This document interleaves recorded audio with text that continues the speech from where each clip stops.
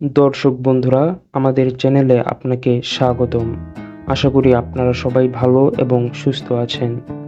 দর্শক বন্ধুরা, সম্প্রতি বাংলাদেশ সরকার লাল রঙের পাসপোর্ট ব্যবহার নিষিদ্ধ ঘোষণা করেছে। কিন্তু কেন? চলুন জেনে নেওয়া যাক।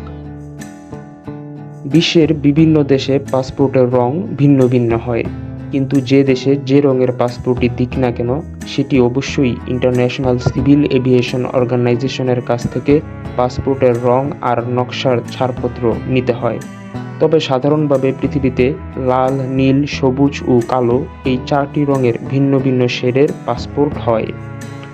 বাংলাদেশে সাধারণভাবে সকলের জন্য সবুজ রঙের পাসপোর্ট চালু থাকলেও দেশে আরও দুটি রঙের পাসপোর্ট চালু রয়েছে, নীল এবং লাল রঙের পাসপোর্ট।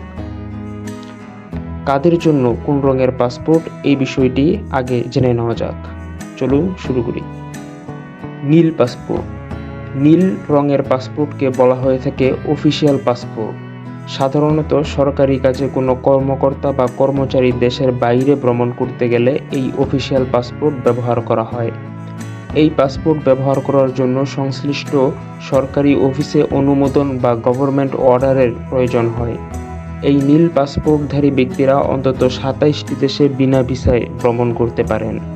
তবে সরকারি কাজ ছাড়া সরকারি চাকরিজীবীরা যদি বিদেশ ভ্রমণ করতে চান, তাহলে তারা এই নীল রঙের পাসপোর্টটি ব্যবহার করতে পারেন না।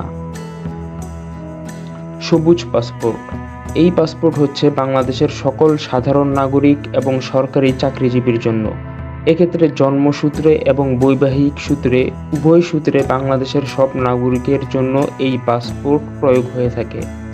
সবুজ পাসপোর্টে বিদেশ ভ্রমণের জন্য সংশ্লিষ্ট দেশের ভিসার প্রয়োজন হয়।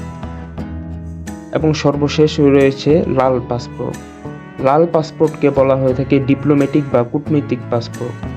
এই পাসপোর্ট পাবেন রাষ্ট্রপ্রধান, প্রধানমন্ত্রী, মন্ত্রিসভার সদস্যগণ, সংসদ সদস্য এবং তাদের স্পাউস অর্থাৎ স্বামী বা স্ত্রী।